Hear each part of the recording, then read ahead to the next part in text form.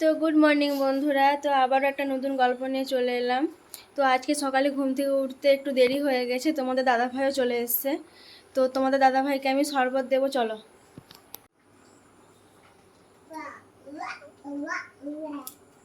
তো নতুন সকাল নতুন আশা।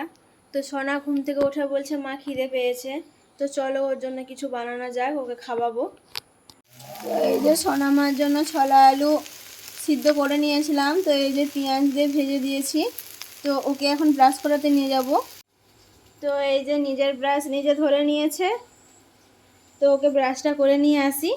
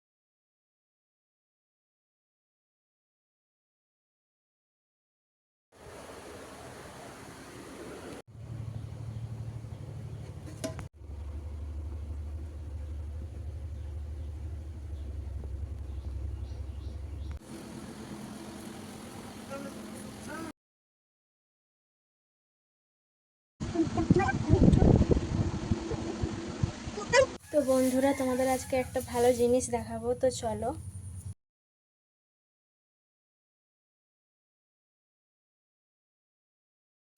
তো আমার সোনামা স্নান করা হয়ে গেছে, তো এখন কি করবে বাবা? ভাত খাবে। চলো ভাত খাবো, চলো।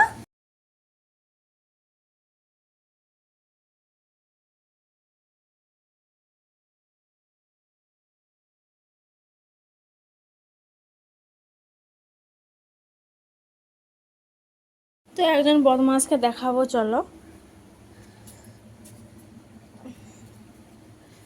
এই যে ঠাকুর ঘরের কি অবস্থা করেছে দেখো।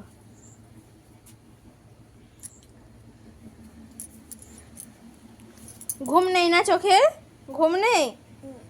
হুম।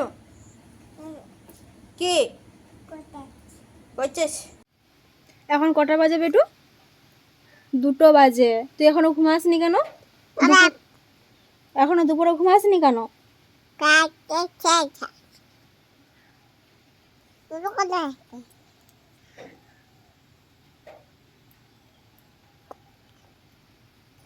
তো হ্যালো বন্ধুরা, তো বিকেল হয়ে গেছে, তো এই যে আমি চা করতেছি। তো আমার শ্বশুরমশাই আর তোমাদের দাদাভাই ঘুম থেকে উঠে পড়েছে, তো চা দেবো এখন।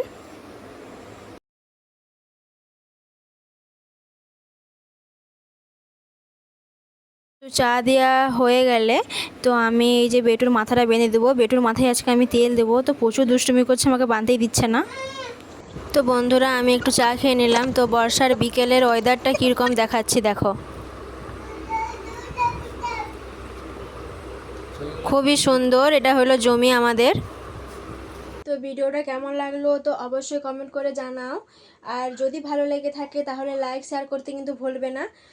আর যারা নতুন দেখছো তারা ইউটিউব থেকে দেখলে সাবস্ক্রাইব করে দেবে, আর যারা ফেসবুক থেকে দেখছো তারা ফলো করে দেবে। তো আমি আজকে আমার এই ব্লগটা এখানেই শেষ করছি। তো কালকে আবার দেখা হবে নতুন একটা গল্প নিয়ে। সবাই ভালো থাকবে, সুস্থ থাকবে, সাবধানে থাকবে। আর আমার ভালোবাসা নিয়েও। Good night, tata.